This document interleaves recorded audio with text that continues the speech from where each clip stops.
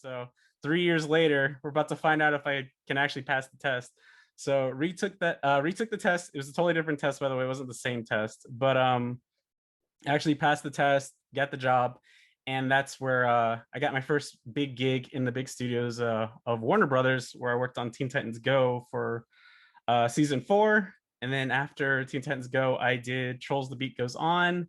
And now I'm at Nickelodeon working on the Casa Grandes, where I've been now, holy crap, going on like 3 years, which is kind of nuts. I usually leave a show after a year or after I'm done with the season. I usually leave because one, I just want to learn more. And then two, it's just like, I want to draw something different. But I've been on Casa probably the longest. I think one, because like pandemic stuff, like I didn't it's kind of hard for me to know what's going on because I'm more of a go around and talk to people in the studio, but since we've been working from home, I can't really do that. So now I have to basically like hear like what goes on in emails and stuff. But Nickelodeon's probably been my favorite studio so far. And then that being said, I could show you some of my portfolio because I know that's kind of a big thing where people are just kind of curious what should be in a storyboarding portfolio and all that jazz. So I'll start you guys off, and I think the audio is okay. Can I move this weird thing? I'm like, can I move this? Let's see. So like this is my reel for Teen Titans Go. Hopefully the volume's okay.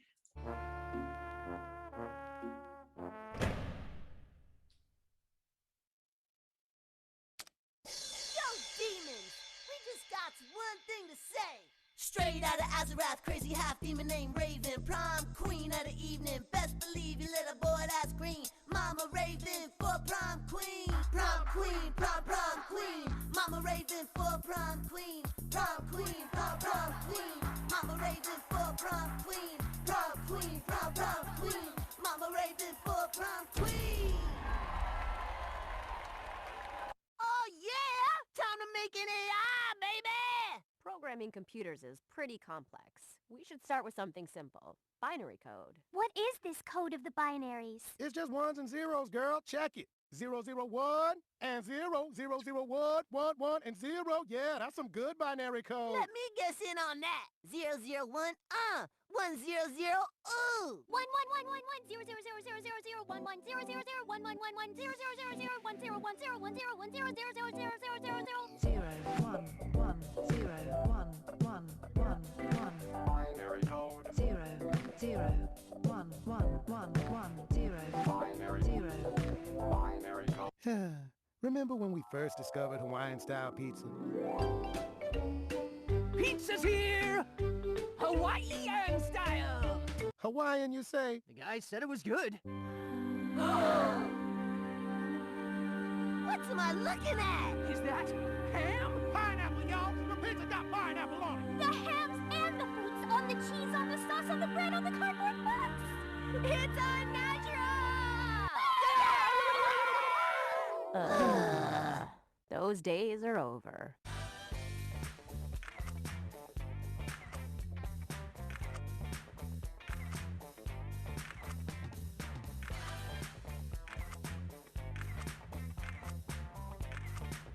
Wait, we saw all this stuff already.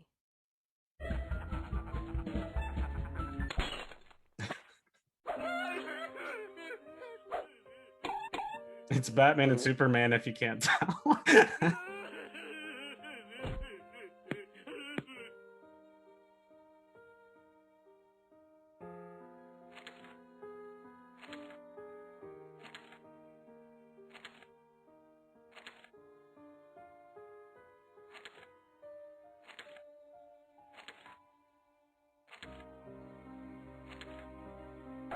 They change once a year, or about every 52 adventures. Indeed, the rock was previously inhabited by the pelican bird. And before the pelican was that crab. And don't forget my seagull brother from a feathered mother. He was first up on that rock, yo. Of course I've noticed that there have been 3 other animals living there, each for a year, and they've all gone missing. I wonder what happened to all of them. Perhaps the rock is not the rock, but the rock monster that eats one sea creature per year. Oh, maybe they got some sick inheritance. They was probably picked up by some aliens and they's getting experimented on right now. Or they just ate each other, like what happens all the time in nature. Good guesses all around, except yours, Raven. That's boring. I would know. I created it once.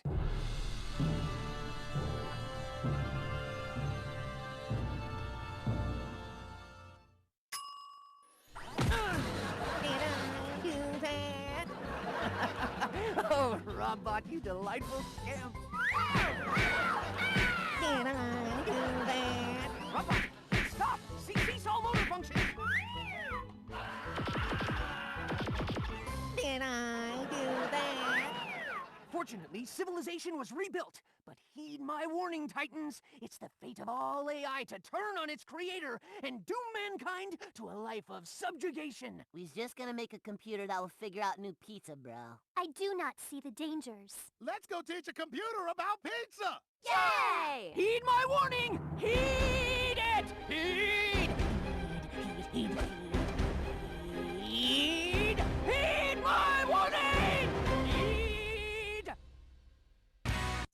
And that was our stuff from Teen Titans Go.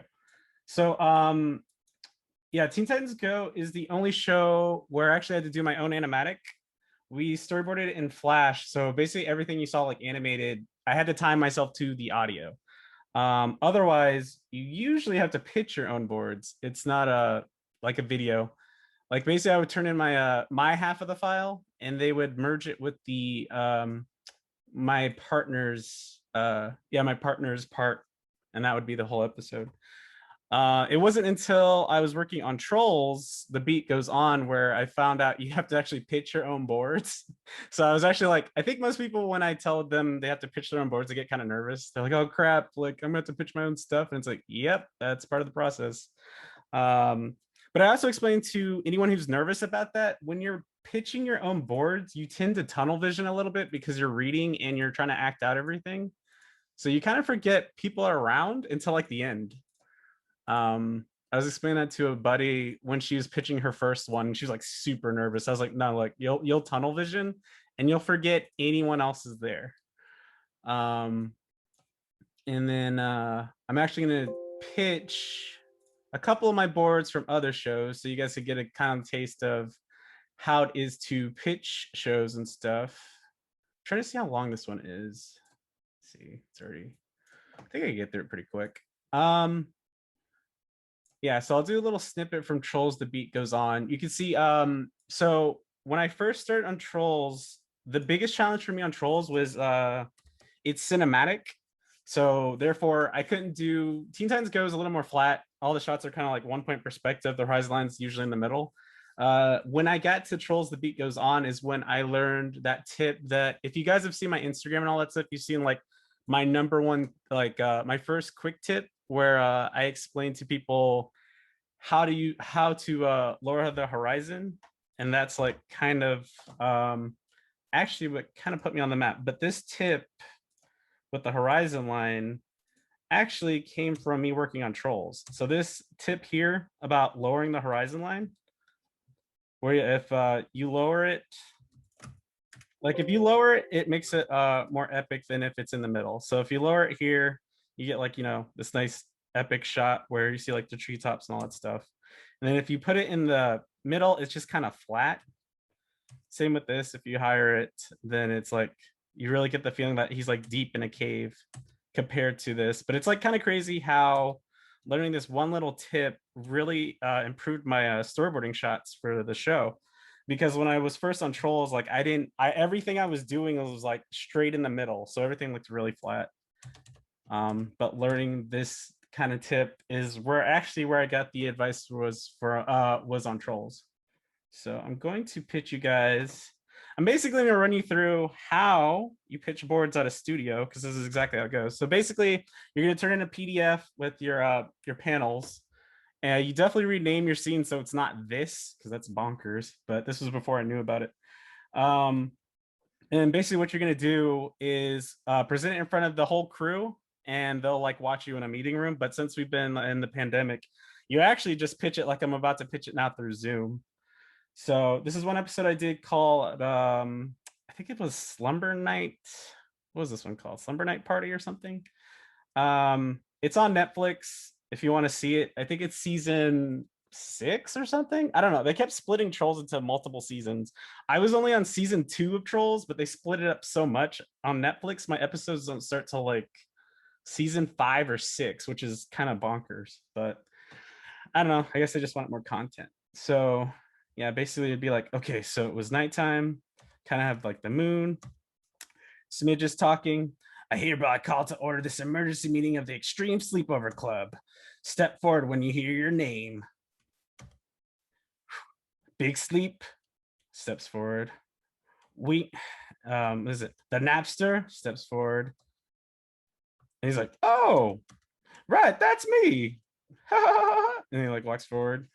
Fellow sleepover enthusiasts, we joined this storage club where one mission to push the traditional boundaries of sleepover fun. Together, we have held slumber parties in locations never dreamed possible.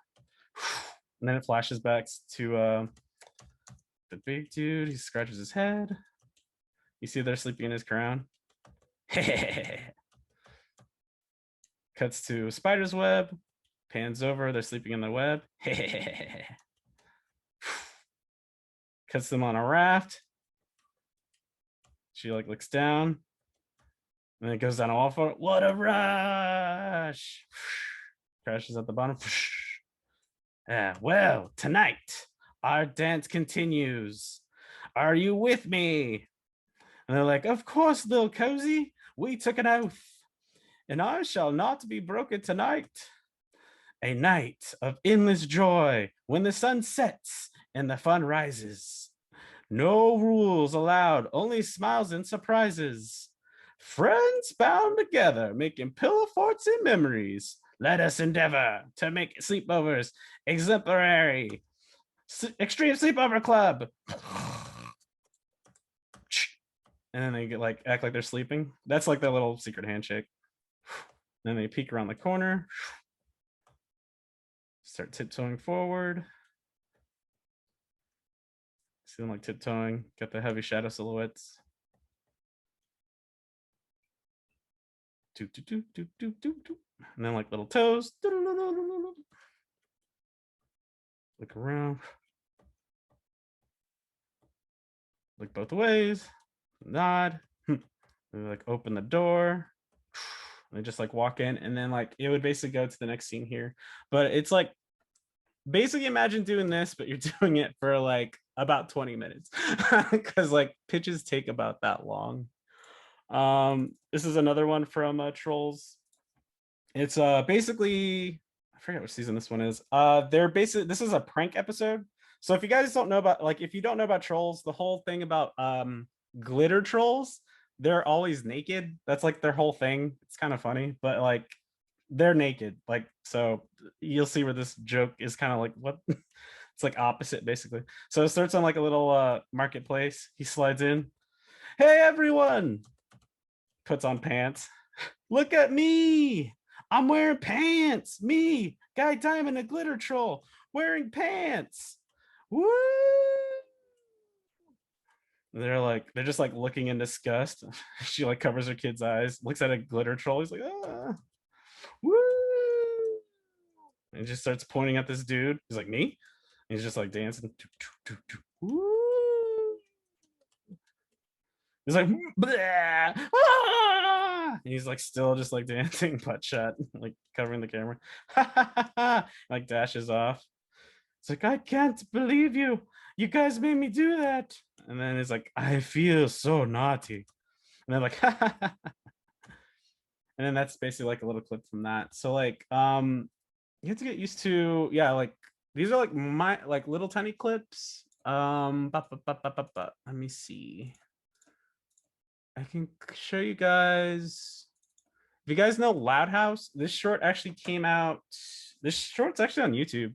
If you look up a short called 10-Headed Beast, it's on YouTube now. I think someone uploaded it with Spanish subtitles. This is actually a complete short, so I'll actually pitch this entire thing. It's like 3 minutes, so it shouldn't take like crazy amount of time.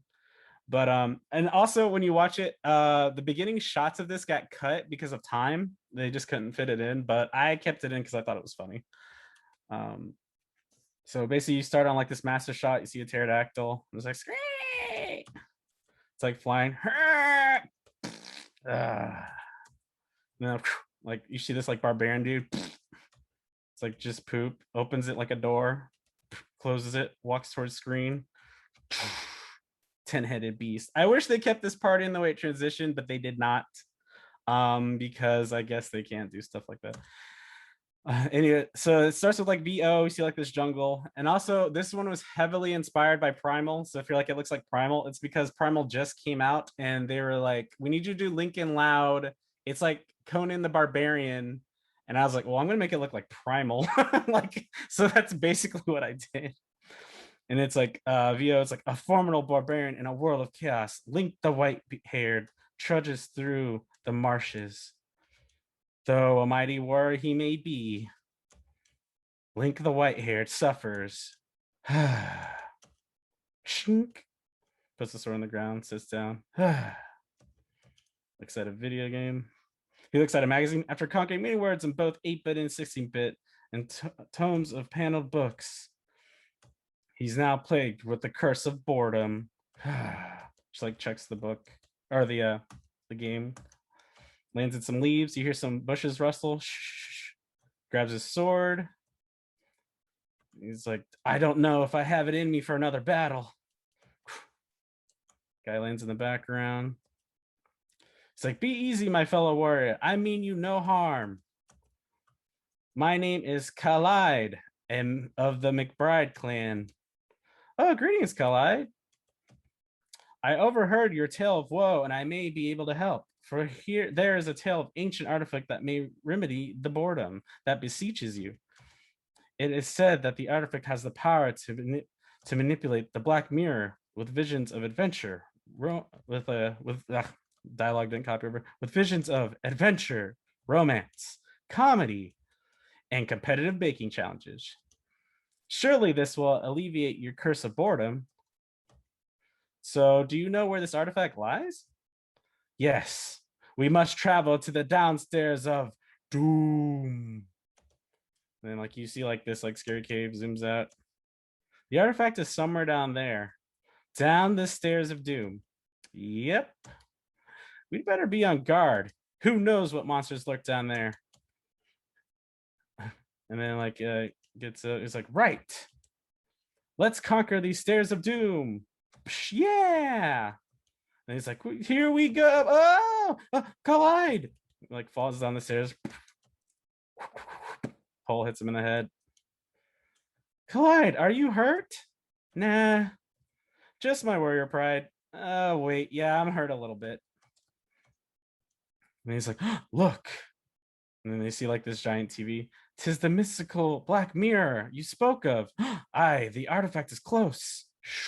And then like this like narrator comes on, welcome back to the dreamboat. And then like starts sneaking over. The artifact. See like this giant claw changing the channel. We now return to bake it or make it. And you see like these 10-headed Hydra, which is basically supposed to represent all the sisters. A 10-headed beast is guarding it. We'll never get past the foe that furious. We'll just have to be stealthy. Time to initiate operation. Take the remote from the 10-headed beast while not getting mauled. And also think of a shorter name for this operation. And they like look over. They like run over. Whoop, come on the screen. They're still behind a rock. These losers don't know the first thing about piping cake. He's like starts sneaking over. Like when he reaches for it, the claw knocks it even further.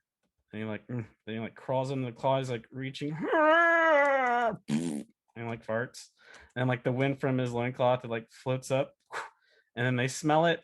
They're like, oh, Lana, you know it wasn't me. We have the same butt. And then they like look down, like they see Link the white hair on his beard just waves off, he, like dashes off. He's like running, and the heads come towards. Link the white haired, your sword. Whoa, that's heavy. And he's like, He like starts running. He's like, here, take it. Like throws it. He's like running, catches it, jumps out of frame. And he's like, and then just like these epic still shots. And they're like, hey, what are you doing? Whoa, what? Watch out. It's like, ah, like lands. The head comes, pushes him, then the head's pushing him behind. Then you see swinging, Collide swinging at another head. And like the other head comes, trips him. And they're just like looking at him, trying to, he's like, Collide! He just like starts running towards the screen. Ah! Does like the cool like anime strike. Then he does like a, if you ever want to shorthand cool rolls, just do the Sonic ball. It's easy. Does like a little Sonic roll, lands. Like then it comes to the screen, like, I've had it with this. Mom! And then it cuts to them like in just like actual like reality. Lincoln and Clyde are playing in their underwear again. Lincoln, if you're gonna play make believe, please go outside and leave your sisters alone.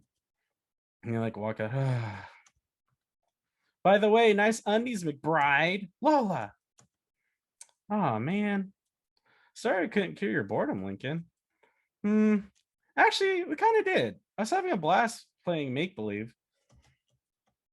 How about another adventure then? Yeah.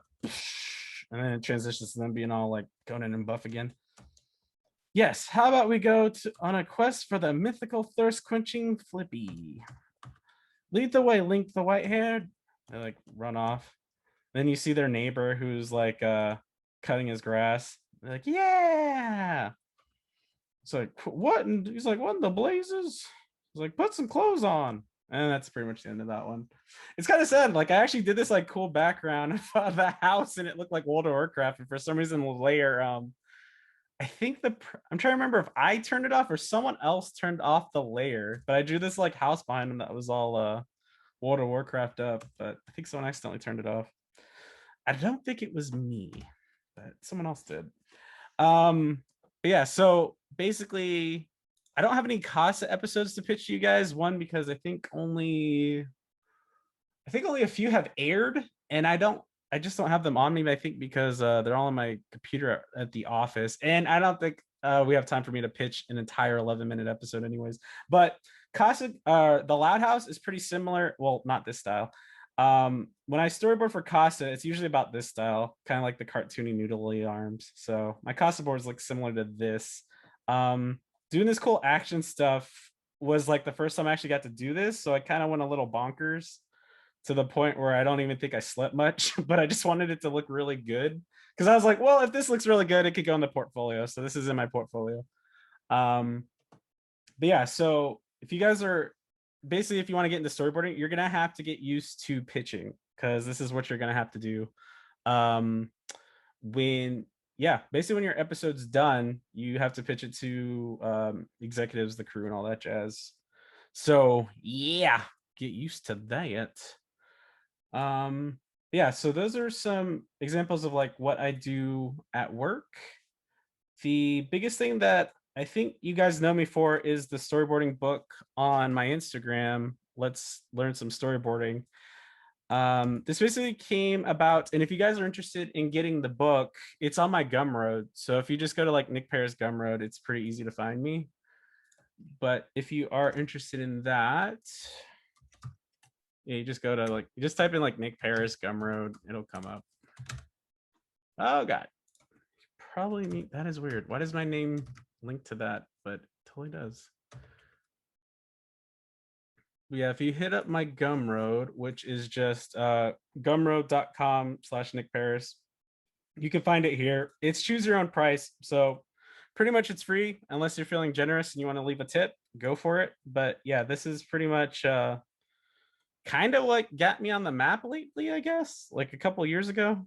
It was actually the very first thing that got me I guess noticed was this tip here, the how to make your shots a little more cinematic. It's like probably my biggest post on Instagram. And honestly, I just did it because, like I said, because of trolls, I learned how to lower the horizon line. And I've been kind of just trying to do stuff to give back to, you artists who are just starting and haven't learned any of this stuff, to kind of just like give back and give you a heads up of stuff that'll help you like break into the industry and stuff like that. The book itself that I made, like this is actually the storyboard file that I made the whole book in. I basically was like, you know what? People really like these tips. Why don't I just compile them all into a book? So that's basically where like this came along of teaching people like what storyboarding is, like it's visual storytelling, using a sequence of images to tell a story, like what's it used for. That's another thing too. I get asked a lot because sometimes people are like, I want to be a storyboard artist, but I don't know if I want to do animation. And that's the thing too, is storyboarding is actually used for like everything. Anything with like visual, anything usually needs storyboard. So if you want to do commercials, movies, or like video games, music videos, like that's what storyboarding could be used for. It's not just animation. So if you're like feeling like that's not what you really want to do, you can always switch over to like commercial, video games. Anytime you guys watch those like cool Blizzard cinematics or League of Legends cinematics, it needs to be storyboarded. I potentially could have worked for Blizzard, but I didn't want to drive all the way to Irvine. I was like, I'm good. Because it's like a 2-hour drive for work. I'm like, I'll stay in Burbank. This is basic. It goes over the basics like the camera. When you're storyboarding, you're the camera. So whenever you're composing shots and stuff, you have to think about where you're putting the camera and what the camera is seeing. But here's a pretty big helpful tip a lot of people don't know. I feel like it's just kind of like a lot of people don't think about this, but it's just kind of a simple thing I like doing. If you're ever trying to storyboard your own shorts or story or whatever you're trying to do, if you know the locations, actually draw like a top-down map so you can figure out where you need to put your cameras. I tend to do this with my own stuff. Casa already has its own backgrounds. Same with every show I've been on already had pre-existing backgrounds, so it kind of helped me pick my shots. Teen Titans Go literally did not want us to make any new backgrounds when I was working on the show. The reason being because they had the background artist doing the movie. So they're like, look, guys, like no new backgrounds. All the background artists are in the movie. And I'm like, well, this is gonna be interesting. I guess I know all my shots. And then Trolls was kind of like that too, where it was actually a little more freedom because they want it to be like super cinematic. So that's when you do a lot more angles. And then Casa, what I'm on now, they try to limit the use of backgrounds too. But the cool thing about like shows where it's kind of like puppeted animation and like they reuse backgrounds and stuff like that, and it's all like kind of streamlined, you get to see your work on TV faster. So like I think it would take about maybe like 9 months total to see something I storyboarded on those shows, which was kind of cool. Instead of like waiting where if it's traditional animation, I think you have to wait at least a year because they have to traditionally animate the whole thing. So if you work on anything that's traditionally animated, I think you have to wait about a year, depending on the complexity of the episodes and all that kind of stuff. Whereas if it's puppeted animation, I think tops is like 9 months. So you're seeing stuff from your previous season when you're going on to the next one, which is pretty cool. So yeah, like I was saying, when you're storyboarding, definitely make sure to make like top-down maps of your locations. It'll help you think of everything where you can move your characters and where you can put the cameras. I know I get that question a lot where people are like, well, so like if it's in location, how do I figure out where I should put the camera? Like, how do I know where things are going? And I'm like, that's why you should design your environment first. So think of it like kind of like anytime you're playing a game or need a map, just draw like a map of your locations and then I'll help you out. The grid is super important. For the record, if you guys didn't know this about me, I was actually one of those people that was like, I don't need to draw the grid. I don't know why. I kind of had this thing where I didn't want to draw the grid when I first started storyboarding and my storyboards were terrible. But it wasn't until like I actually sat down and just used the grid and like practice doing different kind of perspectives and stuff with it that I realized how important it is. So if you really want to get into storyboarding, like I said, the big things you're going to want to learn are definitely the grid and perspective. And actually, let me see if I can find the list. I made a list actually of everything you would need to know for storyboarding. I'm trying to remember where I put it, but I remember actually made like a whole list because also, if you don't know this, I stream on Twitch under the handle Nick Mundo. So if you ever want to like pop into one of my streams where I'm literally just talking about stuff and or just drawing and chilling, feel free to always drop by there too. But yeah, so like this is like the whole list. I actually wrote up a whole list of stuff you should learn if you want to be a storyboard artist. Basically, like the principles of animation are pretty valid now. So if you don't know all the principles of animation, that really is important to storyboarding. That's how I got my start in storyboarding. Like I said, I was an animator first. So the cool thing is I know how many drawings it takes to get an action across in a storyboard. Whereas people sometimes who aren't animators first, they won't draw all the poses necessary. Like you don't need to draw every single pose. There's definitely people who animate their boards and it's overkill. You just want to show enough posing to get, the motion across and so it can be animated correctly. But just so you know, you don't need to fully animate your boards. Talking to animators, like professional animators, they actually don't like being tied down to our exact timing because then they can't have fun on their end. Unless it's just one of those smaller studios where animation studios where they just need to pump out constant animation. But if you have a actual studio that really the animator actually wants to like be creative and plus stuff, if you don't know what plus means, because someone asked me what that means, basically taking a script, taking anything and putting a little bit of yourself into it to make it better is what we call plussing. So like if I get a script and I'm like, this joke could be funnier, and I storyboard it differently than the script and like plus it, that's usually what that term means. But yeah, so basically, yeah, like these are the things I probably want to know. Good draftsmanship is really important. I get that question a lot. If I want to become a revisionist, what should I, learn? And good draftsmanship will actually take you a lot further than you realize. Uh, I think most studios now want you to be able to actually storyboard. So if you can actually storyboard, and actually don't use the camera, you have good draftsmanship and all that stuff already together, you're gonna have a much better chance of getting hired.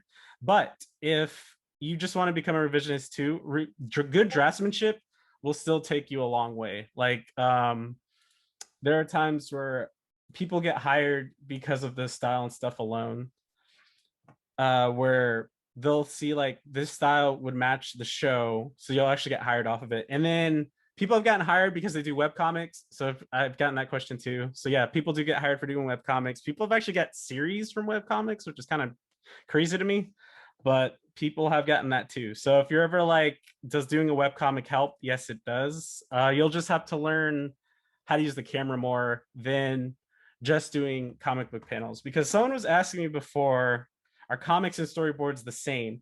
They're same in somewhat that you're visually storytelling, but there is a big difference in like skill or in skill set, because like you have to remember when you're doing a comic, it's like laying out stuff on you're laying out panels to make the story flow and help people read speech bubbles and all that stuff, and you're only doing key poses to get that across. Whereas in storyboarding, you're working with the camera, it's in one kind of like picture ratio, and you have to basically move the camera to get things across. So you're basically have to transition to being a comic artist to a storyboard artist is you're gonna have to draw a lot more and really know how to use the camera. Like you won't be able to have them constantly breaking panels to like do an action move, because from what I heard when they were, I think this was a while ago, they hired some comic artists to work on, I'm trying to remember what show it was,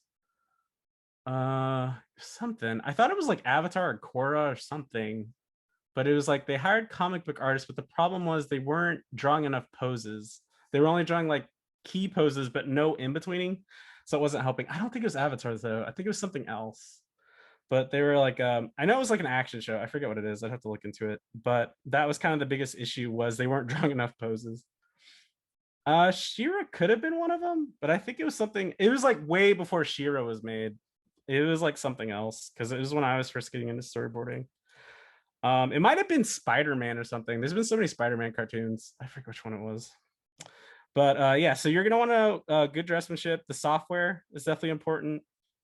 The two softwares that are used well, there's three, but two are used primarily. Photoshop and Storyboard Pro are the big two, especially Storyboard Pro.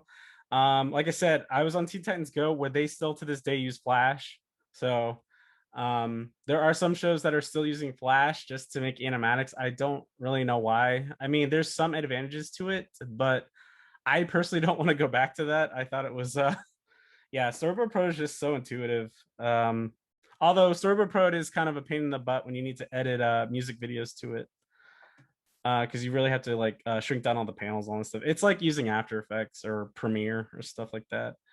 Gesture drawing, shorthand. If you don't know what shorthand is, because I know people are like, what's shorthand? Shorthand is basically the term we use in the biz. And no, it's not this. It's basically the method of taking a drawing and then simplifying it. So basically, like you'll always get a clean character, and then you have to find a way to simplify it so you're drawing it in less lines. Because think about it like this: storyboarding, like I said, if you really want to get into storyboarding, it's all you gotta like love drawing. You're gonna be drawing a lot. On average, a day, you're supposed to, I believe, get about like 100 panels out. It's a lot of work, dude.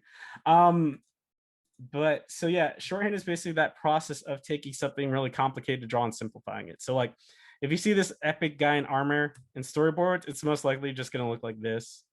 Like you're not going to draw all this crazy detail. It's most likely going to look like this. And this is kind of explaining what's important about shorthand. The biggest part of shorthand, no matter how rough, make sure to maintain their proportions so that the layout artists and all that stuff can get the backgrounds and proportions right for that. There's times where like I've helped people out with their portfolio where they draw people too big, even in like their cleans and all that stuff. And what happens is when it goes to like layout and all that stuff, they won't design, like let's say you accidentally do your characters too big, the background artist is going to take that panel, draw the background from that, but then later someone might be like, wait, these characters are way too big, so then they're going to shrink down the characters to fit in the frame better, and then you're going to have a bunch, like they're going to shrink the characters and the background because they'll probably draw the background to that scale, and then you're going to have all this negative space that needs to be filled with background because the proportions were incorrect. So the proportions in your roughs are important, so at least try to maintain that, because it's kind of like you'll see like the breakdown of and this is me basically like saying you don't need all your panels to look like this unless you really don't want to sleep or have a life. Some feature boards are kind of shaded, but not even to this level. And like I've also seen feature boards where it's not shaded that much, so that's kind of another thing too. It's just kind of interesting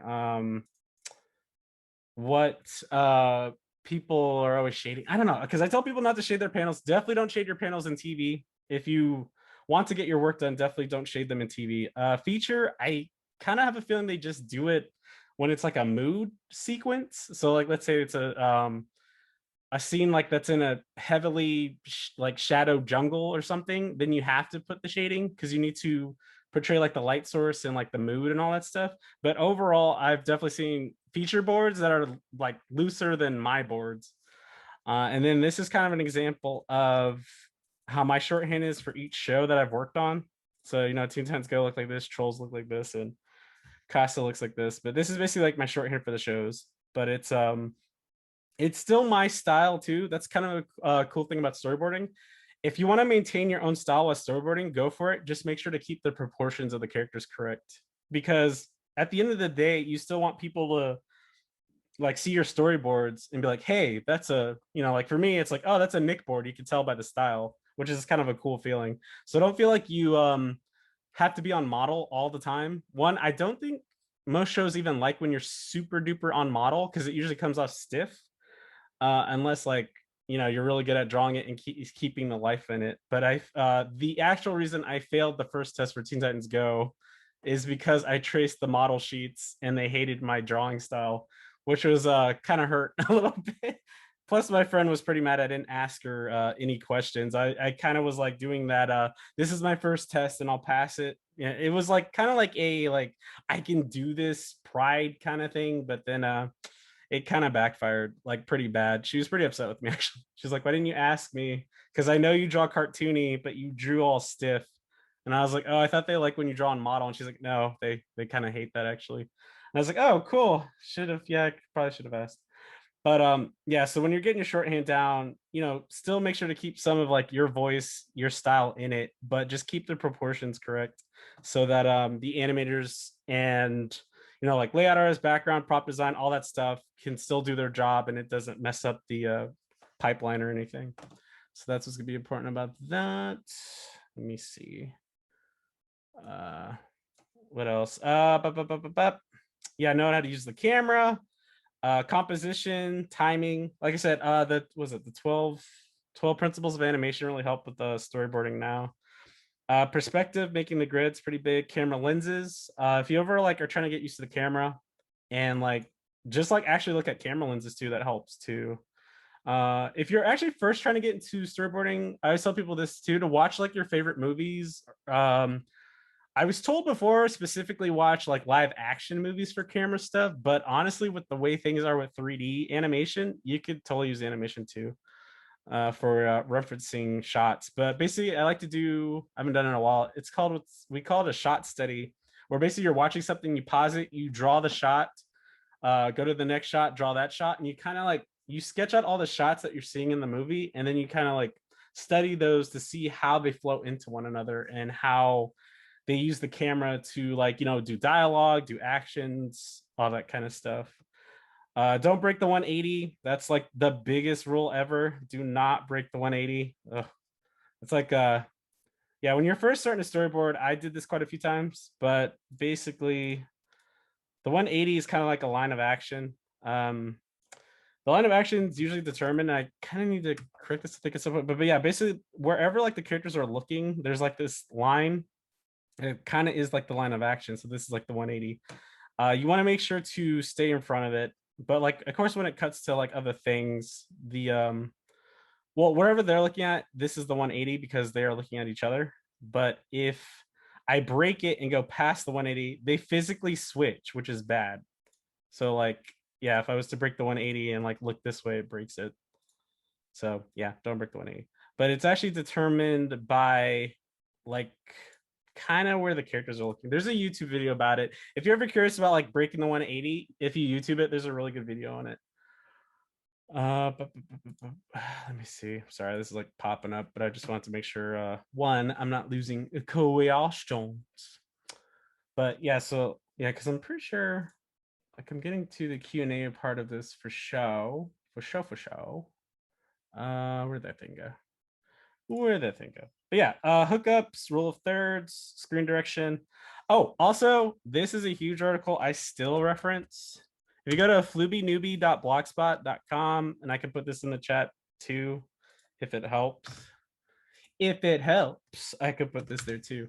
This link literally breaks down The Incredibles. I don't know if you guys have seen this article. It's a super helpful article that actually breaks down all the cinematography of The Incredibles, which helps you learn all the like rules of composing your shots and like everything. It's like a really good article, and it's like super, it's like, it's pretty old too, but it like, it breaks down like everything that you would ever like need to know about the process of kind of like storytelling and cinematography and all that stuff.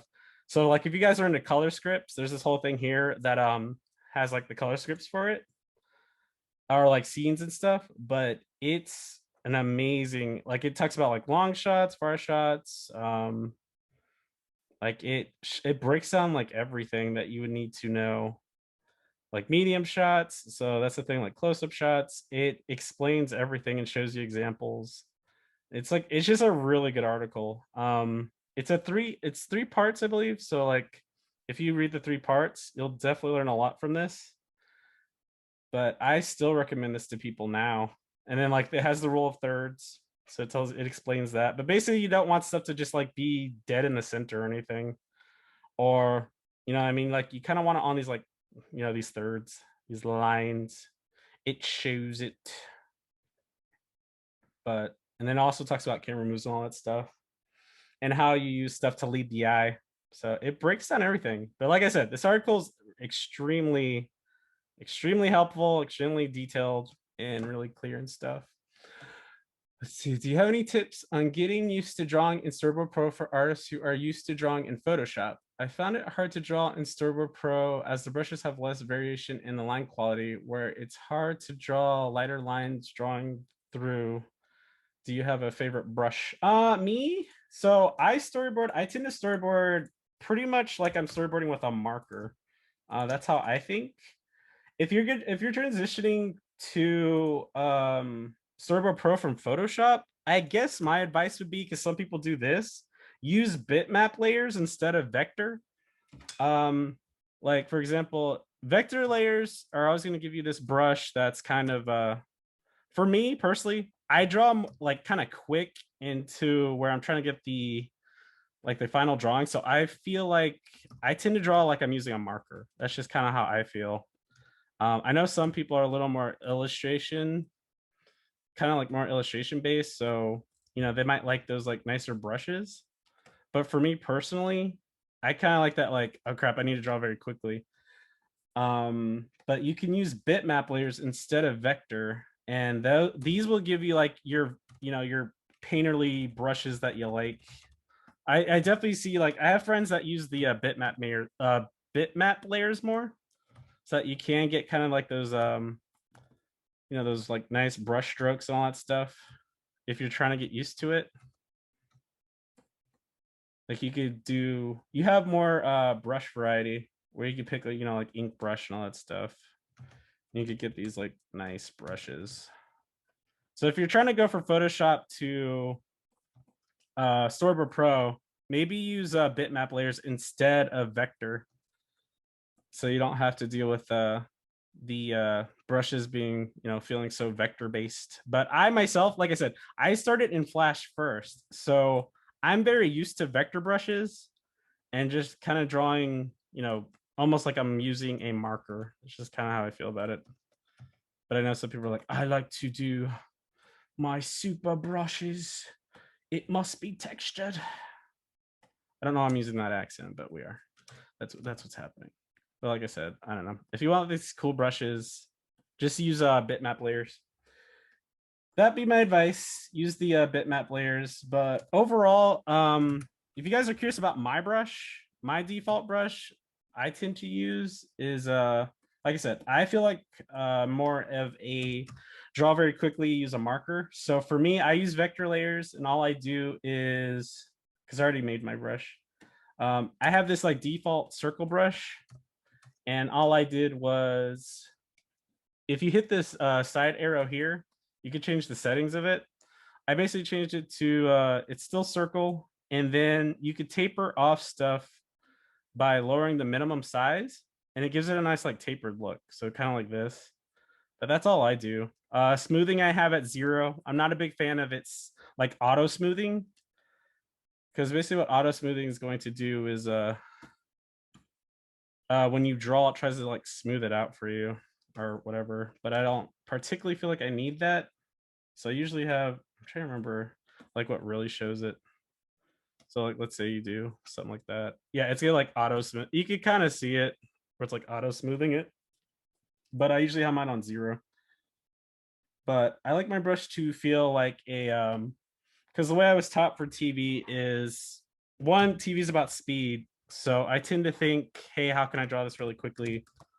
So like even me drawing a complete panel is going to be vector based. It's going to be like, it's like, I don't know, let's say, let me do a shot real quick. And it is, I don't know, someone's running away from a giant monster. So it'll be something like, I just always think of how can I draw it the quickest way possible.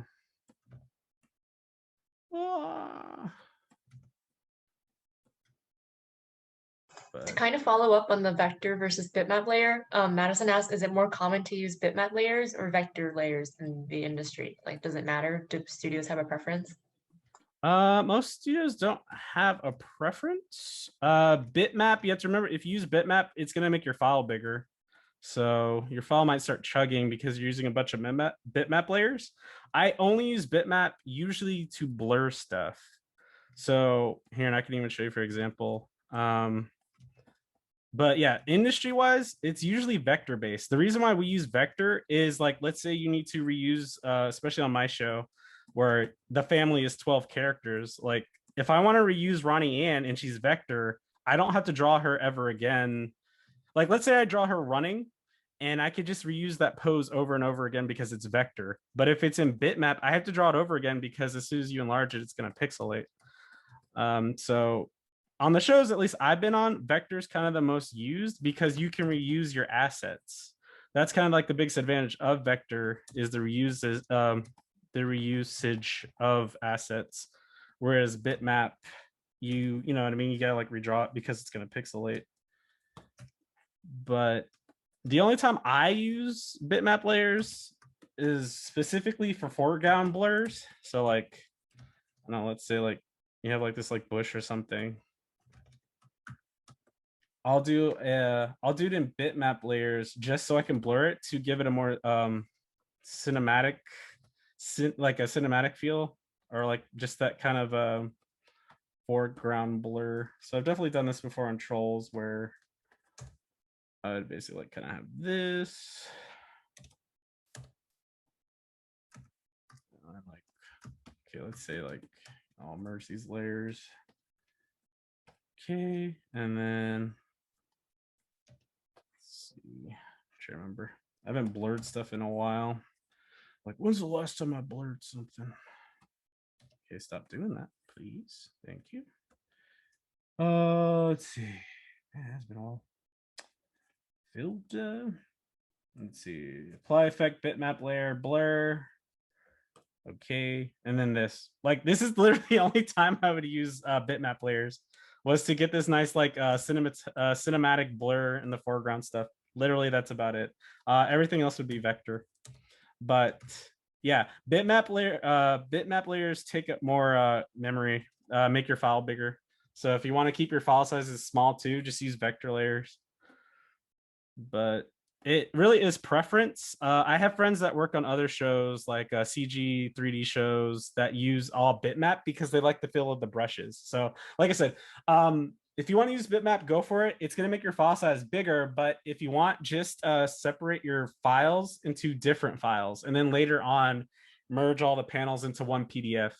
That way your file, basically like when your file starts chugging, switch to a new, like make a new file and have your scenes continue from there. So that's your workaround if you want to use bitmap layers. But like I said, I only use bitmap layers to blur things, because you can only blur things in bitmap layers. So it gives you that nice like kind of blur. Motion blurs, if you're kind of curious, I don't tend to blur. I actually draw my motion blurs because I thought that might come up. Like if I'm gonna have a character, or what I call them smear frames. I know some people call them blur frames, which I feel like blur and smear are different to me. I'm pretty sure. Like even the way they look physically, I feel like they're different. Because blur is kind of like you'll see like a character run past and it's blurred, whereas a smear is like, you actually do the smear. And I actually enjoy smear frames. So whenever you do stuff like this, you smear the pose or whatever. I know. Smear frames are actually my favorite things to draw. They are fun to draw. But, stuff like this. Like it's like super smeared. And it just leads into the next thing. But stuff like this. Just be like, I don't know. And then there's also, like I said, in TV, I reuse panels and drawings and stuff, which is why I say I tend to use vector. So you can just do stuff like this and I don't need to redraw it so much. But, and you get like a slight settle. So when it's all drawn out, it'll look like this kind of thing. But yeah, this is why I like smear frames. I tend to draw my smear frames. I don't use filters or anything. What type of camera are you using? Super crisp quality. Oh, you want to actually know about my camera? That's funny. The camera I'm using now, I actually splurged on it because I stream a lot. It's a Sony, was it Alpha 6100? Yeah, Sony Alpha 6100. It's super crisp. But yeah, I splurged on it recently. Because I stream on the Twitch so much.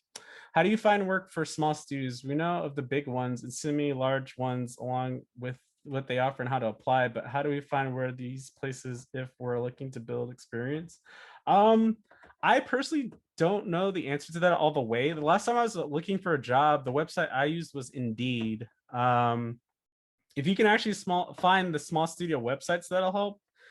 I'm just trying to think. There's not, of the small studios, like if you're trying to get an animation, the only ones I know like in Cali right now are Renegade, 6 Point Harness. The problem is a lot of them are starting to shut down. Shadow Machine's another small one. That's like a smaller studio. Stupid Buddy's another one too. I guess there's a few. I go to their websites and I see if they're applying, if I was applying for a job. Otherwise, yeah, the only other sites I know are like Indeed, It's been a while since it's just been a while for me personally, so I don't know if there's any more new websites. But yeah, the small studios, it's just like you kind of just apply through their websites, just like the big ones. It's not really that much of a difference. And then also the biggest advice I got too, if you want to find like small studio work, look into mobile gaming. Look for those kind of studios too. I was talking to a guy before who works.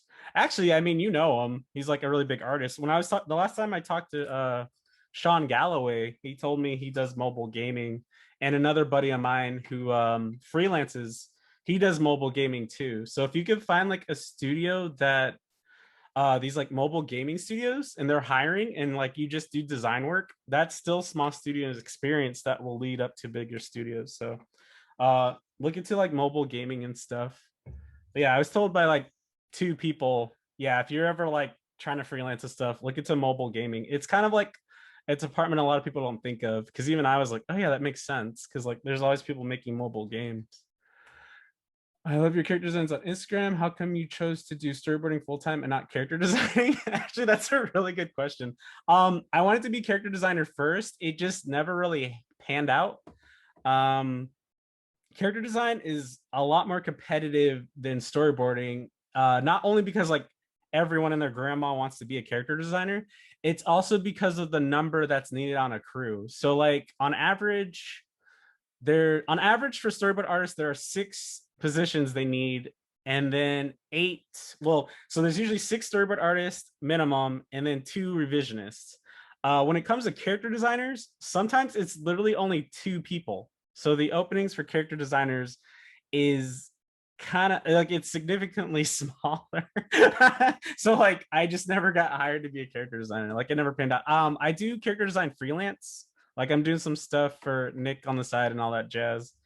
But I've just never had a full-time. Although recently I've seriously been thinking about it because the stress levels sometimes I'm under for storyboarding. Like character design work is it's a lot less stressful. Like I don't know any character designer that's like, dude, I've been drawing all night. Yeah, that's definitely storyboarder territory. But I've thought about it recently. How long did Teen Titans Storyboard test take you? That is super impressive. Oh, that wasn't even so the test, I didn't even make a wait, didn't? Yeah, I did make an animatic. I don't know if I could find my test. It's so old. So any test. Oh, actually, I was gonna show you guys a test real quick too. If you guys want to see a test I did for Thundercats Roar. Because speaking of tests, I feel like a lot of people don't see tests, but I'll show you my test I did for Thundercat Roar. But yeah, so like when you're taking storyboarding tests, you usually only get a week. But here's the thing, it's not like a full week. They want you to only take 8 hours usually to finish a test. So like you're supposed to think about doing a test in 1 work day. The reason why they give you a week is because they usually factor in the part that you have a full-time job already. So they're gonna be like, hey, you have a week to turn this in, but we'd only like you to take 8 hours. And then because of like a lot of people were finding out, I'm pretty sure you guys might have heard of this like a while ago, but when it came to tests, the tests were too much. Like they were having people storyboard like 3 pages for free. That's ridiculous. And so like basically like the guild and all that, they talked to studios and stuff about it because it wasn't cool. Like doing 3 pages of storyboards for free, and then you not even getting the job, like that's a lot to ask for. Like the hardest storyboarding test I ever took that was like crazy to me, I don't know if it's still the same, but the hardest test I took was for Big City Greens. You had to make your own 1.5-minute short and make up all the characters and the story, and that was pretty intense. One, because like I think I was still working. Wait, no, I wasn't. It was just because like I had so much, like it was just like hard to come up with a story. Actually, I remember why it was hard. I came up with a story, I storyboarded like half of it, and then I was like, this doesn't make sense. So then I had to like throw it away and start over and finish it in like half a week. But it was just really stressful. I ended up doing a story that was similar to an episode they wrote, which was pretty funny.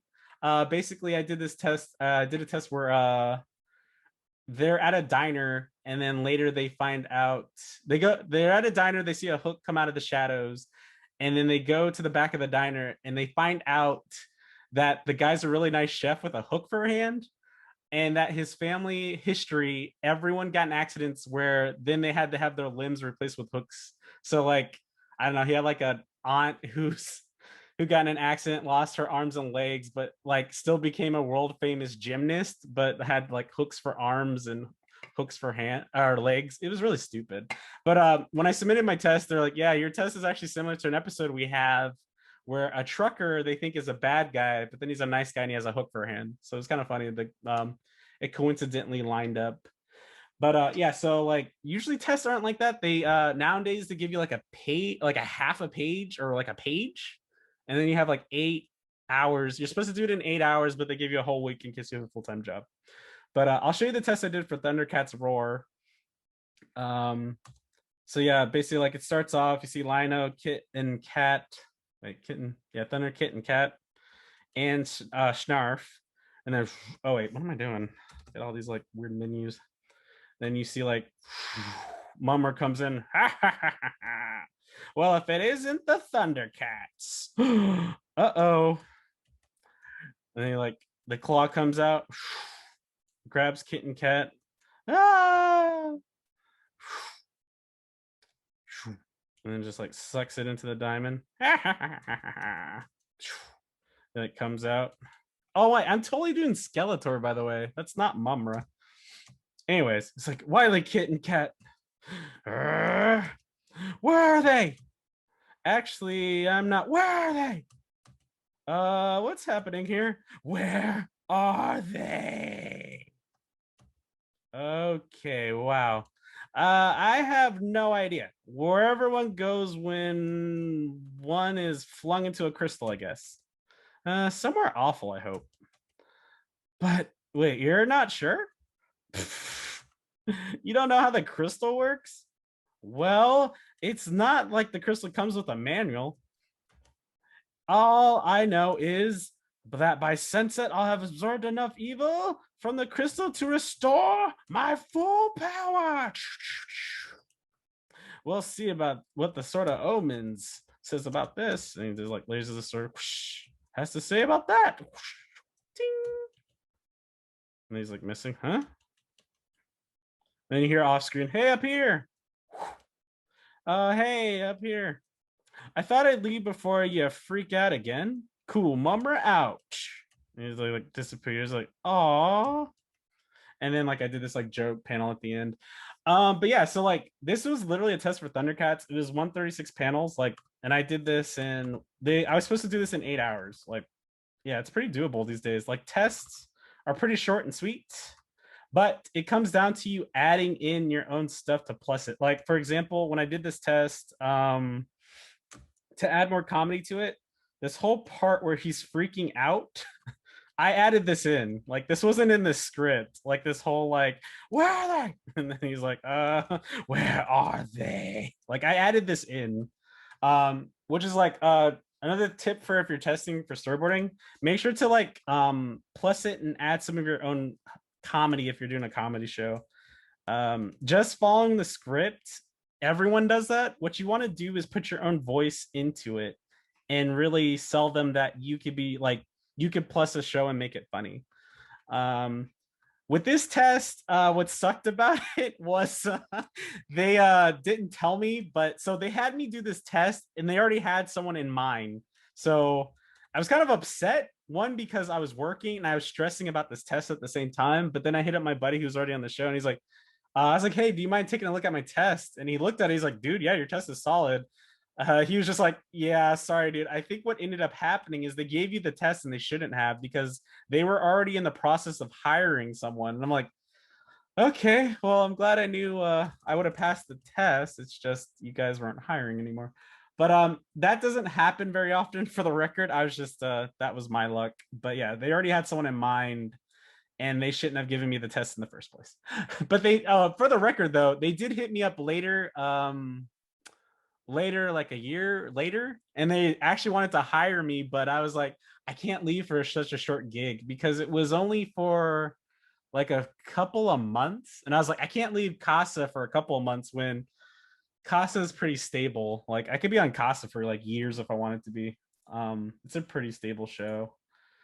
How much color shading is okay for boarding? I see that for your Teen Titans Go boards, they're entirely on a gray backdrop, except for some bits that might be colored or whited out for emphasis. But generally, what should the ideal boards look like? So basically, your boards are going to look, at least mine, like the ones I showed you for Loud House are pretty much how they look. Even actually, this test I did for Thundercats, this is how your board should look. I mean, you only need to be hyper clean at something like, see, I only shaded this to implement the, or to basically amplify the lightning. But overall, your boards are gonna look like this. You don't need to do all the white behind unless things are super cluttered and you need to clarify it. But otherwise, things being transparent and stuff like this are fine. But yeah, your boards are most likely gonna look like this. Unless you already have a background too. I'm trying to think of a shot where, like, for example, this already has backgrounds made. Let me see, find a shot that where the background exists. So like this, like I had to put white behind the character because the background is in color, but traditionally now I get backgrounds that are in black and white. I'm trying to think if I have any storyboards on me that show the background. Like the background's going to be, do I have anything from Cost I could show? I don't think I have anything that I could show because it hasn't aired. I don't know if I have that on me, but if background exists, you just put the characters on top of it. The reason Teen Titans Go was on gray, we did Teen Titans on gray because the default color for the screen in Flash is gray. So the reason why you're seeing on this gray is because that's the default color of the stage and they wanted it to be gray. So instead of whiting out stuff to make it clear, I would gray out stuff to make it clear. So that's why you're seeing the gray here. In this one, it's just because of Flash. So yeah, like all this is default. So think about it like default for Teen Titans Go is gray. Default for like normal shows is white. But that's the only reason it's gray. And then, like I said, I only use color one if it's food because food is always better in color. But no, I only use color to make things like that are super cool and detailed to pop out more. But overall, things are typically white or gray. Yeah, and then I only use color for like mood cards too. But yeah, like I said, shading isn't really, you just don't have time for shading. Like it's just like it comes down to a time thing sometimes. It's like I don't have time to shade all these stuff. But overall, yeah, it's just like if things are too complicated to see, or if you want something to pop from something else. But overall, it's going to be just gray. And since this was a nighttime shot, I made them white. But same with like this. This is color because I want you to see these are clearly alien heads. I tend to only use color, like I said, for detailed, cool close-up shots. Otherwise, it's gonna be just line work because I want to have a life outside of work. Odd question: are you still paid if your boards are unused, and are you pitching boards for scenes or the whole episode? You still get paid regardless. It's a job, so it's not like if it same for feature film. Like let's say you storyboard for feature and they don't use any of your stuff. That's the sad part of feature. So here's the thing, and I was told this by someone who worked in feature. The biggest difference between TV and feature, TV, your stuff's going to be used. One, it has to be because time, they don't have time. Like it's episodes got to be made. They got to be made quick. Some scenes you would love may be cut because of time, but overall, your episode's going to be like your storyboards. If it's as I say, if you're pitching boards, you pitch boards for your rough pitch and your network pitch. So for example, I get 6 weeks total for my storyboards. I get like 3.5 weeks to do the roughs, and then I pitch those roughs. They give me director's notes, and then I fix the storyboards from there and clean them, and then I repitch it to the whole crew and the executives and all that stuff. When it comes to like feature film, you're probably going to be working on the same sequence for like a couple of months and doing it over and over again and pitching it over and over again. And then it might get cut from the entire movie and might not even be used. But like the thing is, you get paid really well on feature. You just have to get used to what I was told is kind of a little bit of a soul crushing feeling where some things, your stuff might not even make it to the movie. So you may spend like months and months on this sequence but it might not make it in. So that's kind of like the big thing you're gonna have to get used to if you go to feature is you may be working on the same thing for months, may not get used, you'll get paid good, but you have to get used to that, like, man, I worked my butt off and it didn't even make it in the movie. Whereas in TV, you work your butt off, it's gonna be on TV because it's like we got to get it done 6 weeks, it's got to go. But with feature film, there's constantly rewrites, there's story stuff, like, so stuff gets cut. But yeah, your stuff will definitely make it on the screen if you go into TV. It's just like but you get paid regardless. So don't, it's not like a thing where it's like, well, your boards didn't make it in, so you're not paid. That's why, like, whenever we are stressed out and stuff gets cut that we know we're not happy about, we have to just be like, well, I did my job and I got paid. So it's like, it's kind of one of those moments. It's like, I wish that joke stayed in, but I got paid. I'm doing what I like. There we go. How much movement is okay for boards? Like, will I have to make a whole new board for a tiny movement, or should I keep it broad in general? I'm trying to think how to explain this. It depends on the moves, to be honest. I mean, you guys have seen my boards tonight. Most things I do, like, it doesn't need to be like all super smooth movements. I did some movements in here that are pretty smooth that, you know, probably wouldn't need to be, but it was just to sell the movement.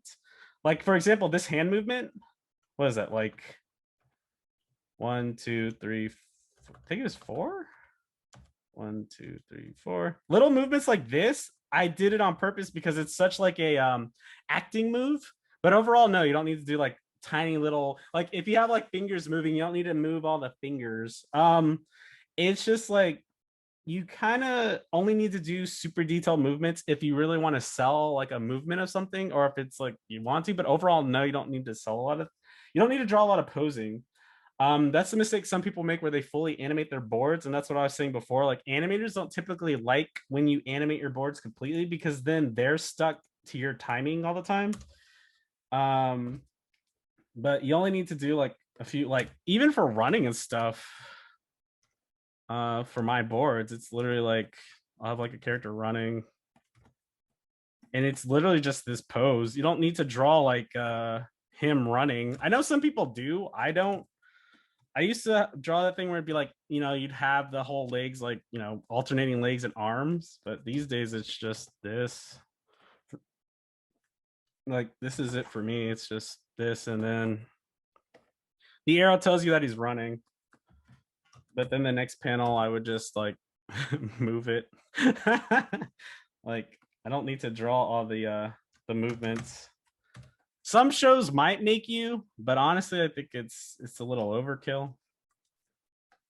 And even this, you probably don't even need to draw. You probably just have, or you don't even need the pose. You would just put an arrow that says OS, which stands for off screen. So it'd be, I don't know, like 1, 2, 3. That's it though. You don't need to draw the posing. Some shows might make you, if you're doing cool action stuff like Rise of the Teenage Mutant Ninja Turtles or something, you probably need to draw that stuff. But overall, like simple acting stuff, you don't need to draw the poses. I only tend to really draw poses if I really want to sell emotion or do some kind of cool action thing. It's kind of like, think about it almost like pick and choose where you really want to spend your time sometimes, because it's like, if they're just talking, do I really want to spend all this time drawing like really intricate acting things, or just have them talk and then save me drawing a bunch of posing for the fight later? So it's kind of like that, but you don't need to draw like a bunch of boards. What should I have in my portfolio to apply for storyboard revisionist positions? It's kind of the same actually these days. If you want to apply for storyboard revisionist, I honestly would still storyboard something. It gives you a huge leg up over people who are just applying to be a revisionist if you actually still have a storyboard in it. But you definitely do want to show your draftsmanship and, you know, gesture drawing and stuff. If you're applying for a cartoony show, maybe have like a pose page, like some pose pages in your portfolio. But overall, yeah, you're gonna want, like, I think for revisionist, you want to show your draftsmanship and all that stuff. So like for me personally, like if I was going to apply for revisionist, I would definitely still storyboard something, because it shows like a storyboard. Because the cool thing about getting hired as a revisionist now, and you already know how to storyboard, you're basically, you'll probably get chosen faster to get promoted up to storyboard artist if you already know how to storyboard. Whereas if you're just like, well, I'm just applying for a revisionist, so I'm just going to draw gestures and stuff. Like, I mean, you might get hired as a revisionist, but I think someone else who does storyboards actually will have a leg up over you. Because I think every time we're looking for revisionists, we still look to see if they've actually storyboarded. Like, it's actually like a thing now. I think people actually want you to actually be able to storyboard just in case something happens and like, you know, someone leaves. Because storyboard artists tend to leave for shows pretty regularly. That's another reason like I stuck with storyboarding, because like there's always openings compared to character design that it's super limited, I find these days. Like I can't remember the last time I saw a post for character design. Like storyboard I see constantly, but character design, it's like I said, it's tough. Like if you want to be a character designer, it is highly competitive. That's kind of why I never ended up landing in it, but I'm still doing something I like, so that's good. But I would definitely hang on, I'm just trying to bring up something I would probably put in my portfolio. I do these pose pages for my characters. I think you guys have seen my stuff before, but I do stuff like this for my characters. Doing stuff like this might actually help your portfolio. So like, you know, even if you're doing revisionist, applying for revisionist, maybe have like some storyboards and then also have like some character stuff that shows you can actually draw characters doing things. But this is for like my own personal stuff. But I would definitely, like, if I was applying for revisionist, put this like I put it on a separate tab, maybe like character design or something. And then that way I'd have like boards and then like character designs on another tab so people could see like what I can do. But I would definitely have some of this kind of stuff to show that you can do it. And then storyboard shows you know how to use the camera. So posing and camera is going to be your big thing in your draftsmanship. Those are going to be kind of the big things to get you in there, get you in the old. Sorry, I'm just like trying to put this on something so it's like on something kind of makes sense. Let's see, where did my images? My images are all in the way now. Where'd my chat go? Chat? What? Remember where Zoom thing goes? Sorry, I'm trying to figure out where my Q&A went. That was weird. It disappeared. Are there any good iPad apps that are comparable to Storyboard Pro? I haven't heard of any yet for iPads. All I keep hearing is Procreate is like god tier. That's all I keep hearing. But to be honest, if you guys want to storyboard in any other software that's not Photoshop and or Storyboard Pro, the most important thing, like when you're storyboarding in Photoshop, it's all about using, like from what I understand, because I don't do it very often, it's all about like having comps to make panels quickly. So whatever drawing software you're using, as long as there's a quick way to make panels, like in Storyboard Pro, it's my favorite still because you literally hit the P key and you get a new panel. And it's like, I just draw, hit P, new panel, new panel. So as long as you have a system to make panels quickly and, you know, somewhat do camera moves, you can storyboard in like any drawing app. I know in Photoshop, it's about making comps. That's kind of the big thing with Photoshop. I haven't done it very often. It still confuses me. But I do know people who storyboard in Photoshop specifically still. And I think even, I think feature films, like I know DreamWorks feature storyboards in Photoshop. So it's not like it's not a thing. It's totally still a thing. I just have never been on a show where it was mandatory. Are there any, oh wait, yeah, I don't know about the iPad, sorry about that. What are good exercises to practice continuity in building boards for a scene? Continuity? Honestly, like it's just kind of getting used to, when it comes to continuity, it's more about just like it's not even like so much as practicing. It's just you have to realize you need to have an eye for detail and like remember where things are, like keeping up with tracking and stuff. So like unless you're talking about like drawing continuity, which is like different, that's just like practice drawing the character, if that's what you're talking about. Like if you're talking about continuity of drawing the characters, you just need to practice drawing the characters. Like whenever I start a new show, I try to use like the first week, or like actually if I find out I'm getting hired, I try to use a week before I get hired, unless they actually give you a week. Like when I started on the Casa Grandes, Nickelodeon actually gave us a full week to just draw the characters, which was kind of cool. But I try to practice drawing the characters before I start a new show, you know, before day one, to get like, if that's what you're talking about, like continuity wise, it's just practice. You want to make drawing the characters muscle memory. So the more you draw them, you know, the faster you could draw them because you know their shape language. But it's just getting used to, you know, like you draw them so much, it becomes somewhat of a muscle memory. So like, you know, Ronnie Ann, I know there's like it's like crazy peanut shape. She has the you know, the teeth and all that stuff. It's that and the hoodie. It's literally because like I've been drawing these characters now like going on 3 years. But it just comes down to practice and making it kind of muscle memory. But that is the cool thing about storyboarding. Yeah, it's just like practice too. It's the same when like you want to draw a comic or anything. You got to practice drawing your own characters. But it's gonna come up to just practicing. What up? But like I said, it's like when you see people like, how do I draw SpongeBob? It's all muscle memory. I never worked on SpongeBob for the record, and I can't draw him. He's just gonna look like some kind of Loud House character. Ugh. I made this joke today where I was like, let's draw Sponge Mouse, because they were like, don't draw anything that's not Nickelodeon. And I was like, what? My favorite cartoon growing up was Sponge Mouse. No one heard of Sponge Mouse? It's the best. But just drawing in general too, the more you draw, the more it's going to become muscle memory, depending on the style. My lasso's not working because it's not L, right? But yeah, it just comes out to drawing stuff constantly, so it becomes muscle memory if you're worried about continuity. But otherwise, if you're talking about like props and stuff and screen direction, you have to make it a mental thing to always keep that in mind, that if this character is holding this prop, it needs to go throughout all these scenes. It's just like keeping an eye out for detail. Any tablet recommendations? Let's see. I use the Cintiq. I'm still using the Cintiq 22 HD, only because of my setup. My setup is a very specific setup where my Cintiq is here and my monitor is right above. And it works perfectly because this 22 has that stand at the back of it and not the giant stand the new ones come with. So yeah, for me, I'm just using a 22 HD. I don't need to do a lot of color work. So if you know, storyboard artist, you don't have to do a lot of color. So you don't have to worry about that stuff. Whereas if you're going to be like a, background painter or color stylist, you need to have probably the best color calibration so that your backgrounds are the right colors. But for storyboard artists, we just didn't do stuff in black and white. So it's like, it doesn't really matter that much. But yeah, Cintiqs are good. There's other couple brands that are way cheaper. Those are really good. I just forget the names because one, they're not very common names. But there's tons of like new tablets that are definitely gonna be giving Wacom a run for their money soon.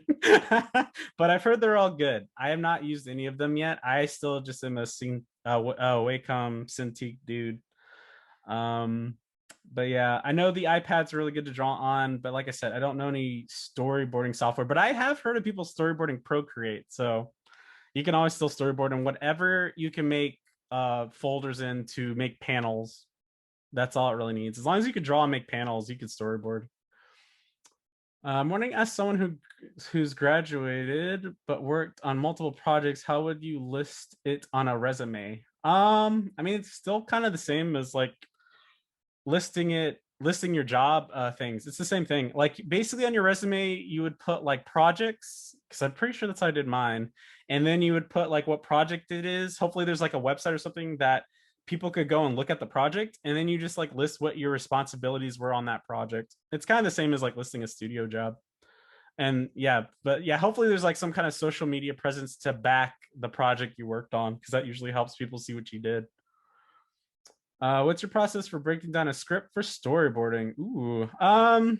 Okay, so just real quick, if you're on a scripted show, you're gonna have to storyboard for a script. If you're on a storyboard driven show, you're actually only getting an outline, and then you have to make up actually all the dialogue and all that stuff. It's kind of crazy. I was only on a storyboard driven show for like a couple weeks, and then some drama happened and they let me go. It was weird. But anyways, like when I am doing scripts, I try to give myself a page quota. It usually doesn't pan out the way I want just because time flies by. But these days I try to tackle the hard stuff first and then do the easy stuff. So all the talking head stuff later. Because the hard action stuff is what's going to take a lot of time. But if you can get it out of the way first, it's a lot easier to breathe because you're like, okay, I already did all the hard stuff first. But when it comes to breaking down stuff, I usually break it down by sequences. So whenever they change location, that's a sequence. So it's like, like living room sequence. And then it's like, then later they're in the city. That's another sequence. So I tend to break it down like that. But like I said, I do try to tackle the hard stuff first these days. But how important is having good layout as in backgrounds in your storyboards on shows you've been on? It depends on the show. And like I said, it also depends on your crunch time, because it's not, you don't always need to draw the backgrounds for stuff, but the important stuff you need to draw for background artists to do their job is the grid. So let me see. For example, like try to find a panel that makes sense. It's all about drawing the grid so the background artist can use your perspective to draw the background in. Like, for example, like, the background was built on just this grid alone. So if I gave this to a background designer and it said jungle, they would know to add in all this stuff and it would follow the perspective of the grid. Like, that's what matters. Every background artist I've talked to is like, at least for the love of God, put in the grid so I know what the perspective is. Because the worst thing for a background artist is getting blank panels without any grid. Like, if I gave a background artist, let's say I didn't have the grid and it's just this with maybe a ground plane, they don't know any of the perspective it's supposed to follow. So it kind of clumps up their job. So like, you know what I mean? Like if I just give them this without even anything, like not even that, the background design is like, wait, so what is this? But if I at least give them the grid and maybe some hints of what the environment is, it helps them greatly. So if you don't have time to like draw a background for your storyboards, like let's say you're on the gig and you just don't have time, at least give them the grid perspective and all that stuff to help them out. Because what they could do from here is like, if they have, at least the grid, they can match your perspective and all that stuff and do their job to design the background behind it. So if they had to be like, okay, they're in a city, but it's still full of like jungle stuff, like they can literally like take your perspective from your grid and follow it to design everything still.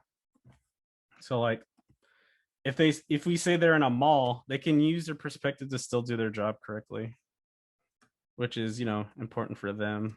So like they can use your grid to design the background, but you don't always need to draw super detailed backgrounds or anything like that. At least give them the grid though. That's what I've always heard from backgrounders is like, please, for the love of God, give us the grid so I know how to draw stuff in the perspective you want so that I can, do my job. So like, like if it is like a mall with like jungle vines and all that stuff, they know to follow this perspective, at least from the grid, which is kind of important. But overall, sometimes shows like you just need the grid. If you watch like animatics, the cool thing now with internet and stuff and Twitter, like you can literally watch animatics for really cool shows.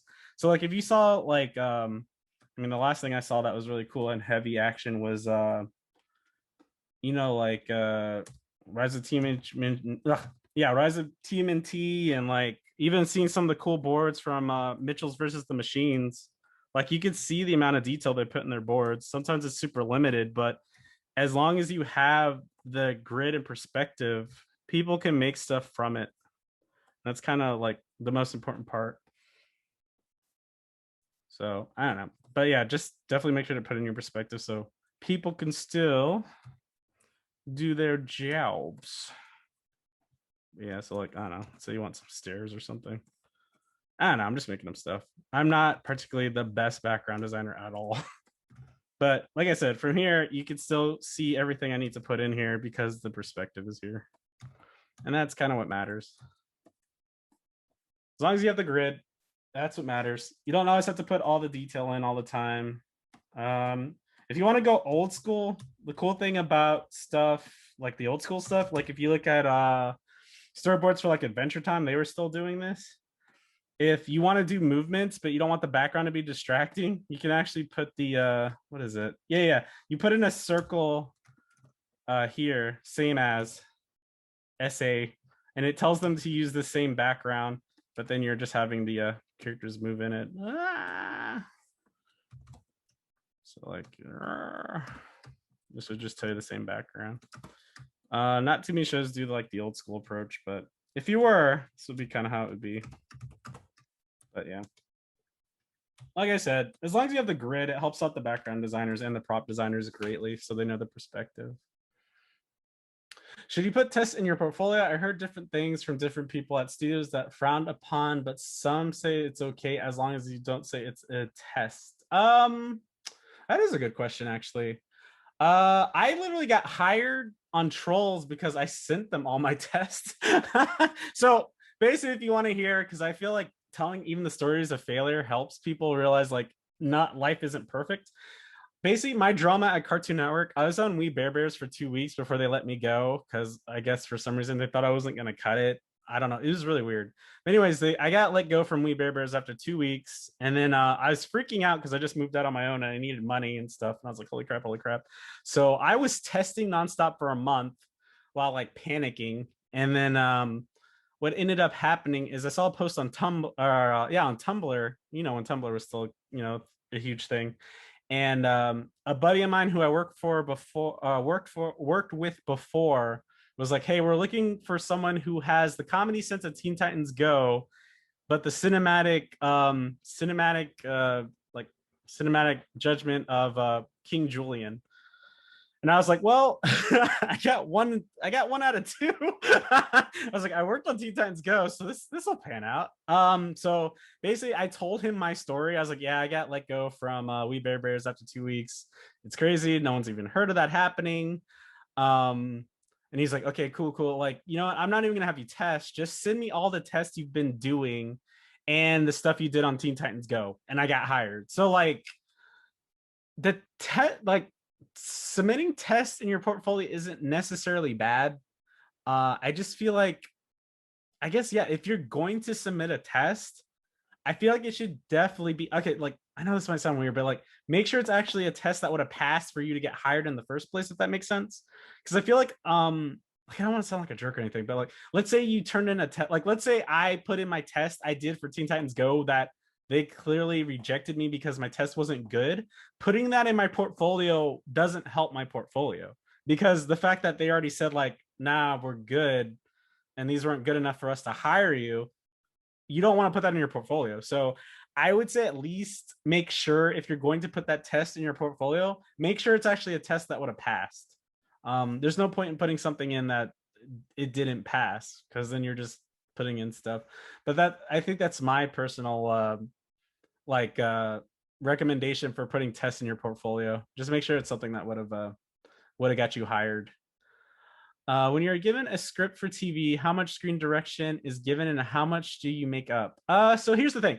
When you're doing stuff off a script for TV, the thing that you're doing, so like they give you the locations and what's happening. You have to figure out the screen direction in the geography of the location. So like if they're in a living room and they need to go, you know, like let's say they start in the kitchen, they need to go to the living room and then go out the door. You have to then look at how the background, how that setting is already set up. And that's why I'm saying, like, when you're designing your environments, it's good to have like top-down maps like this. So like, for example, Casa Grande's actually gives us a map of the apartment, so we know where, like, you know, like living room, kitchen, all that stuff is. What you're gonna have to do is, like, by the sequence of where stuff is happening, then you have to figure out the screen direction to figure out how the characters should move so that it makes sense. And you usually want to keep the characters moving from one screen direction continuously. So like, if they start moving from screen right to screen left, you want to keep them moving right to left. That's the whole thing. It's up to you, though, to figure out how to make it work. That's what sometimes, I got to be honest, sometimes it kind of sucks when writers write stuff and they don't think about the geography. And then it's like, oh, crap, I got to figure out how this is going to work. Because technically, if this is here, like if the kitchen's here and the living room's here, but they want all this to happen, I got to figure out how it's going to work. So sometimes, yeah, you have to, another crazy thing about, you know, being any kind of designer, storyboard artist, any kind of artist in general, you're not just an artist, and people will tell you this all the time, you're not just an artist, you're a problem solver. So you have to figure out the stuff too. It's the same. It happens with storyboarding. Like I have to figure out geography and like how the character should move, what screen direction, all that stuff. I have to figure out. Character designers, like they have to problem solve of like if this character is this, but you know, like a character has to be big, but they still have to be able to do gymnastics. Like that's all problem solving. So you're not just an artist, you are also a problem solver, which I've been told for like many positions of the industry. So yeah, they don't give you all, they definitely don't give you the screen direction, and there's actually a lot of times we have to change stuff just to make the screen direction work. So if you ever feel like you need to change something in a script to make it work, don't be afraid to do it. Most of the time too, because you know people write so many scripts, and by the time you're done storyboarding the script, they've already written like a bunch of other ones. They don't remember every single detail of the script they already wrote anyways, so it's up to you to just kind of like use your best judgment to fix it. Because that's another thing why I tell people when they're testing too, sometimes just like add a joke or make it funnier. You need to be a problem solver on the job. So just following a script isn't like, it doesn't necessarily show like you could handle it once you're on the job. I don't know. You know what I mean? Like you gotta be able to solve problems.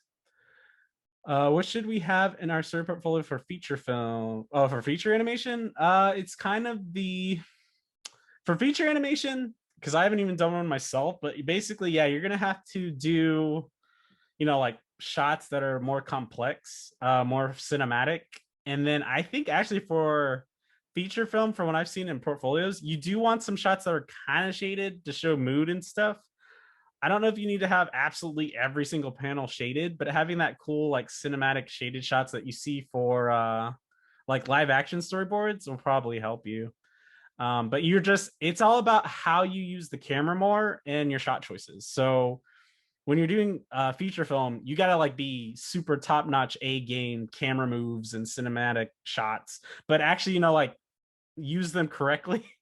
Like I was told constantly when I first started, don't just put in a cool shot to put in a cool shot if it doesn't do anything.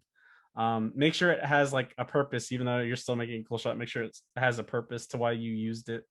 But yeah, you're just gonna like, honestly, with the internet too, what's cool, you can literally look up other people's portfolios and see what they have in theirs, and that'll help you assemble your portfolio. So like don't be afraid to just Google like feature film portfolio and see what pops up, and then just kind of follow what they're doing in theirs.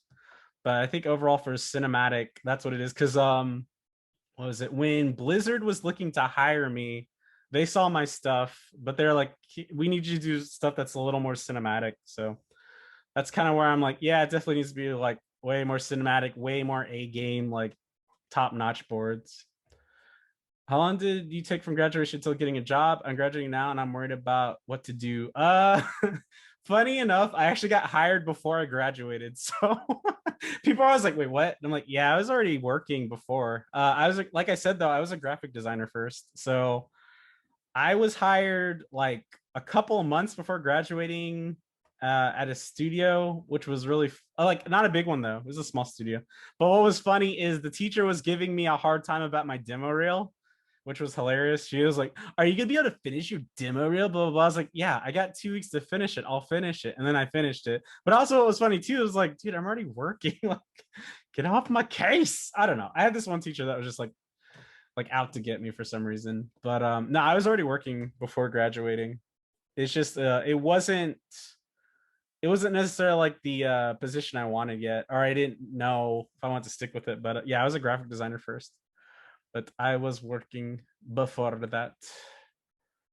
But yeah, but yeah, I know graduating. Yeah, because I know a lot of people they feel that pressure of like graduating and stuff lately. I know stuff's kind of different with like the pandemic and stuff, because people are always asking me like, what should I do? What should I do? I'm like, and it's kind of different. Because like for me, I'm a people person. So I would just go up and like walk around and see if like people are hiring, or just hit up people randomly. I do know they're posting a lot more, like since everything's kind of getting remote. So honestly, now's kind of the best time if you need to work remotely to go for it. Because people are definitely, I think studios and stuff are starting to hire like people to work remotely, which is kind of crazy, but yeah, it's happening. Because I've definitely heard of people working that are not in Cali. I think they plan on being in Cali, but they are hiring actually more remotely now since, you know, pandemic, and we all have to. So I guess now if you want to strike while the iron's hot, now is actually the best time to do that. Yeah, same with like internships. internships are remote now too.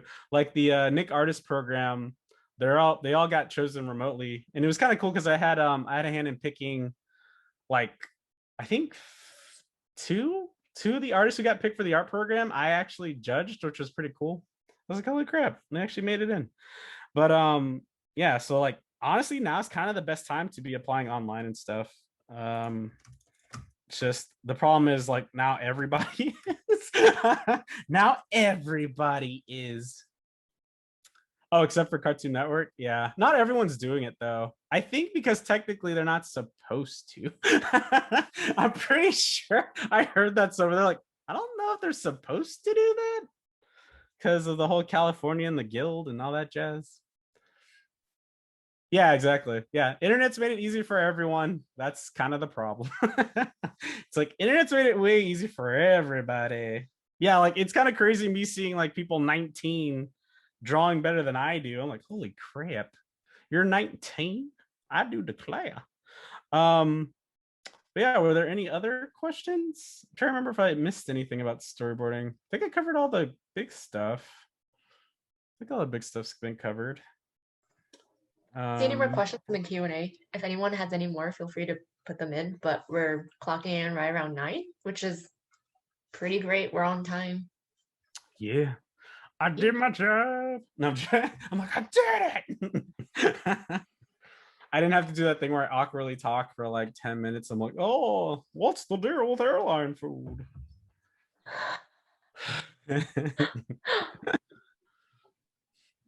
But yeah, no.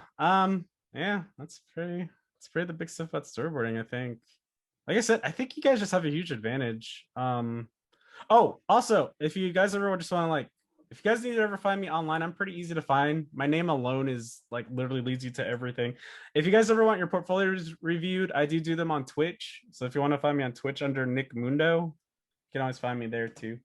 But yeah, overall, that's where I just do stuff. But yeah, also Pinterest is like the best thing ever if you want to I don't know, work on drawing things. I always tell people this all the time. But if you go to Pinterest, one, this is my Pinterest. If you guys ever want to like follow me or see what I'm looking into, like character reference and all that stuff. But what's cool about Pinterest, it's literally like an endless well of like, let's say you have a hard time with hands. If you look up literally like hand gestures, it's just like an endless well of like practice drawing stuff. I tell people this all the time. They're like, wait, really? I'm like, yes. It's like, you guys have endless reference. It's kind of ridiculous. Like when I was growing up, I had to print out stuff and internet was dial up, but you guys have like endless wells of reference now. So set up Pinterest for anything you need to practice drawing. So like, you know, cartoon poses for people who want to be like cartoony storyboard artists. This will help you too. It's all here. It's all here, man. It is all here. Oh, we have one question from Walter. He asked, how are you doing yourself, Nick? Is there anything you want to do other than storyboarding? Character design. Yeah, no, characters, like I honestly these days, just because I don't know, just because of stress in life, I've actually seriously thought of like seeing if there is an opening for character design. Because I've been helping doing stuff in development. I can't show any of it sadly, but like a lot of people like you know, you guys have seen the stuff I've been doing for my own stuff, and I'm kind of interested in doing character design. I'm definitely ready to direct or show run. So I've been pitching like a madman for like, you know, my own stuff. Like I do stuff like this, and then I've actually pitched something that recently, and I've been showing it somewhat a little more since it got pinned at the moment. But I even pitched like my own ideas for cartoons at Nick, so stuff like that looks like this, you know. But it finally, like, she finally told me like we're gonna put a pin in it for now. But like I try to pitch an idea annually. One for me because I always have new ideas, but like also to just like you know have like ideas and get my own show potentially one day. But that's kind of the cool thing I'd like to do. I think otherwise it's just character design. It's just I'm waiting for an opening and seeing if I could climb the ladder and become director or showrunner, I'll go for that too, of course. But I think I'm seriously somewhat contemplating character design because it's just a different stress level. It's like a stress level where I could maybe have a normal life. Making it sound very dramatic, but it's kind of true. Storyboarding, like I said, for the record, if you guys want to get into storyboarding, it is usually a lot of time, a lot of drawing. You gotta like love what you're doing because it's an investment. You're gonna be doing a lot of it. And then, like I said, once again, if you want this like free download book or choose your own price, it's on my Gumroad. So if you type in Nic Parris Gumroad, you can find it pretty easy. And then I think you guys already know my Instagram and all that jazz. And how do you approach someone to mentor you, look at your stuff when you're in production? My Cartoon Network as a coordinator, and I want to jump to storyboard revisions eventually, but it's intimidating to reach out to people, especially with COVID. To be honest, like Alexa, since you're already in, try to talk to people on the your team. So the biggest thing, if you guys ever break into the industry, like production side, make sure to voice what your end goal is. A lot of people underestimate that, but if you literally make it verbal or tell like your superior or someone who tells you are like, yeah, like your superior or whatever, and you kind of express the interest of what you actually want to do, they do listen. Like I already told my supervisor, when I started on Casa Grandes like 2 years ago, I actually do want to direct and showrun at some point, and they remember that. So anytime now there's openings at Nic, they actually are like, look, Nic, it's a storyboarding thing. I'm sorry it's not director, but this show's looking blah blah blah. So they do remember that, but you have to voice it. Like no one will know that's your in game unless you tell them. You have to tell them, because I think I've been told literally like every crew I've like couple crews I've been on, the problem is people don't want to voice it because they feel intimidated. But if no one knows, no one can help you. So you have to voice that. Like tell them what you want to do, and don't be afraid to like tell them. Like it's not gonna, like if you're like, I want to be a storyboard revisionist, they're not gonna be like, okay, get out of here. They're just gonna be like, that's cool, like now we know. But just make sure to tell them. It's like I had a friend who was scared to tell them she wanted to be a storyboard artist when she was a revisionist, and she finally told them, and they're like, yeah. So and then they gave her a practice storyboard to help her grow into being a storyboard artist. So like you just have to tell people. Is it better to find job listings or pitch yourself to studios to get hired? It's both. Like when I was applying for jobs, I always looked at job listings, and the biggest thing now with online and social media, you need to sell yourself too. That's why I kind of keep up my Instagram. Recruiters look at Instagram, Twitter, Facebook, all that stuff for your art. So don't be afraid to like actually do stuff, but also be careful what you do on your social media. I can't express that enough. For example, if you're going to do art on your Instagram, I tell people make a separate one, like, because I've seen people like, here's my Instagram, and it's like, it's a bunch of photos of them on the beach or with their dog, and I have to put like scroll all the way to the bottom to see some art. Like try to keep it so your art's there. And then the same with your Twitter. If you want the Twitter to represent your art, you need to control the amount of what is retweets and what's your artwork, because when people are going to look at your stuff, you want them to look at your stuff. You don't want them to go to your page and like, oh dude, this piece is awesome, wait, that was retweeted, oh man, this piece, wait, that's retweeted too. Like try to make sure that wherever you're leading people to look at your stuff, that they can find your stuff quickly and see like a lot of it instead of like a bunch of stuff that's not going to help them figure out if they want to hire you. So definitely think kind of consciously what you're posting on your social medias if you want to get hired from your social medias. Can I email you if you want to contact you more formally, or would you rather not share? I'll never share my email, never. Let's see. I know when it comes to me contacting me online, LinkedIn, I tend to forget. Which like it's just true for me. I'm just like, LinkedIn, what? Oh yeah, that's right. For me personally, I guess email would be easier. When it comes to portfolio reviews, I have people email it to a different one though. Like for example, if you want to email me your guys' portfolios, and I can put that in chat, it's nicmundotw@gmail.com, because I could keep it separate from my regular Gmail that tends to get crowded. But if you do need to just hit me up personally, it's just nic.parris@gmail.com.